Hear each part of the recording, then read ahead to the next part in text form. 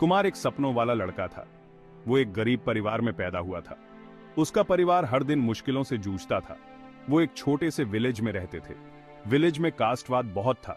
लोग जाति के आधार पर एक दूसरे को जज करते थे। कुमार को भी भेदभाव का सामना करना पड़ता था।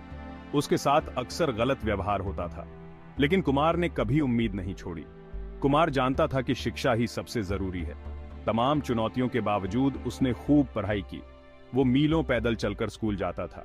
अक्सर मिट्टी के तेल के लैंप की धुंधली रोशनी में पढ़ाई करता था। उसका हौसला कभी कम नहीं हुआ। वो जानता था कि उसे सफल होना है। उसका सपना था एक बेहतर जीवन बनाना।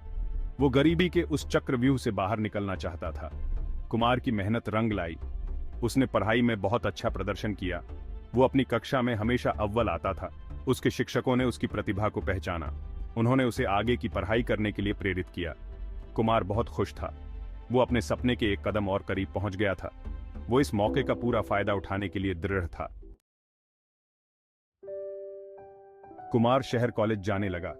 यह उसके लिए एक नई दुनिया थी। उसकी मुलाकात अलग अलग पृष्ठभूमि के लोगों से हुई। उसने नई संस्कृतियों के बारे में जाना। उसने विविधता को अपनाया। उसे आजादी का एहसास हुआ। वो अब अपने विलेज की संकीर्ण सोच से बंधा हुआ नहीं था। वो इस नए माहौल में खिल उठा। कॉलेज में कुमार की मुलाकात रानी से हुई। रानी एक सुंदर और बुद्धिमान लड़की थी। वो एक अमीर परिवार से थी। वो एक दूसरे की ओर आकर्षित हुए। वो घंटों बातें करते और हंसी मजाक करते। उन्होंने एक दूसरे के सपनों और आकांक्षाओं को जाना। हर गुजरते दिन के साथ उनका रिश्ता और मजबूत होता गया।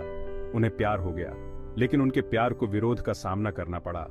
रानी का परिवार उनके रिश्ते के खिलाफ था। उन्होंने कुमार की नीची जाति का हवाला दिया। उन्होंने रानी को धमकी दी। वो चाहते थे कि रानी ये रिश्ता खत्म कर दे।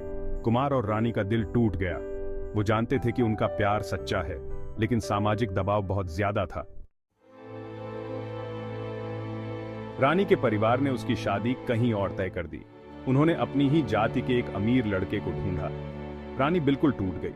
उसने अपने परिवार से बहुत मिन्नतें की। उसने उन्हें समझाने की कोशिश की, लेकिन उन्होंने एक न सुनी। वो अपनी जाति के घमंड में अंधे हो चुके थे। वो अपने सामाजिक रुतबे को बनाए रखने की जिद पर अड़े हुए थे। जब कुमार को यह खबर मिली तो वो बिल्कुल बिखर गया। उसने खुद को असहाय महसूस किया। उसने अपना प्यार खो दिया था। वो गुस्से और निराशा से भर गया। उसने समाज की न्याय व्यवस्था पर सवाल उठाए। उसे कास्टवाद की जड़ें कितनी गहरी हैं, ये एहसास हुआ। उसने इस अन्याय के खिलाफ लड़ने की कसम खाई।